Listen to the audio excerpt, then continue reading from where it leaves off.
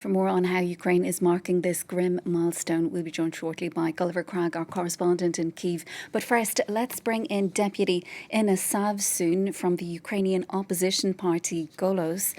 Inna, thank you so much for being with us on the programme this morning on what is obviously a very difficult day for people in Ukraine. Firstly, tell us how you yourself, how are you feeling as your country heads into what is now going to be a third year of war?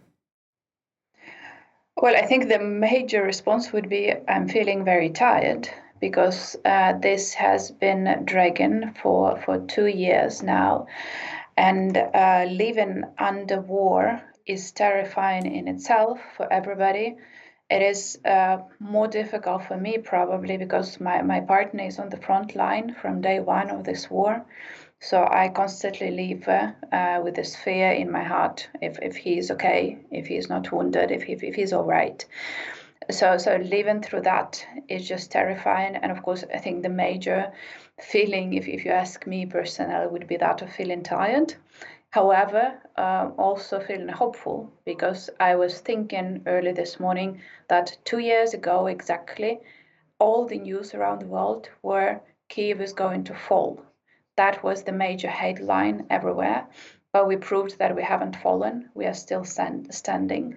So I'm trying to to focus on that understanding that we managed to fight back despite everybody around the globe believing that we wouldn't be able to do so. So, Inna, you're still hopeful, as you say there. Do you still believe that this war can be won? And in order to do so, what does Ukraine now need from the international community? Well, for us, it's an existential war. If we don't win, we cease to exist. So we don't really have much choice but to continue fighting back. Otherwise, we will have Putin's regime spread over here in Ukraine, which would mean the end of life as we have been building it over here in Ukraine as a democratic state which respects human rights, be it imperfect, but this is something that we are struggling to accomplish over here in Ukraine. If Putin wins, that will put an end to all of those efforts for over 30 years for Ukraine's independence. Of course, that will not be easy. We understand that.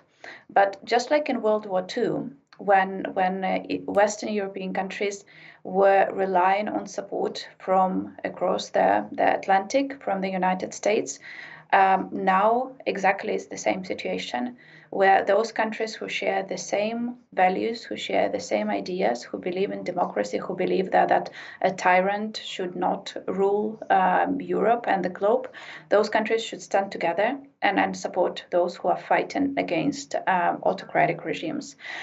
So yes, we do need help from the West, and we are, of course, very disappointed that it has been dragging particularly for the last couple of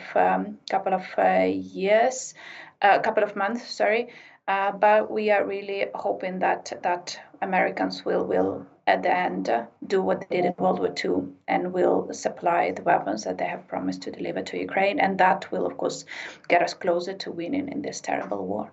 And you mentioned support that you need coming from countries in Europe, for example, in Western Europe. But how do you feel when you see surveys that show that most Europeans don't believe anymore that Ukraine can actually win this war? Some people are even talking about how negotiating needs to be done now with Russia. How do you feel when you see surveys like that, and what is your response?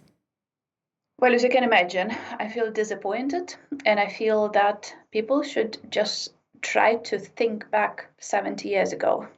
And what if their countries that have been under attack from Hitler then, if someone would have told them that they should negotiate and come to terms with a dictator? That is unacceptable to think like that. And I think that the lessons of history should be learned so that we don't repeat it. And people need to be reminded that even Western European countries have been in a situation like we are right now, and they were fighting back. So there is no good reason why the countries that have been fighting back, despite all the odds, would now call for Ukraine to negotiate and to try to come to terms with a dictator. That is unacceptable. That is not something that should be allowed, because that will undermine the whole world order. Because Putin is not just a threat to Ukraine. It's not just us that he hates. He hates everything that both Ukraine and France stands for.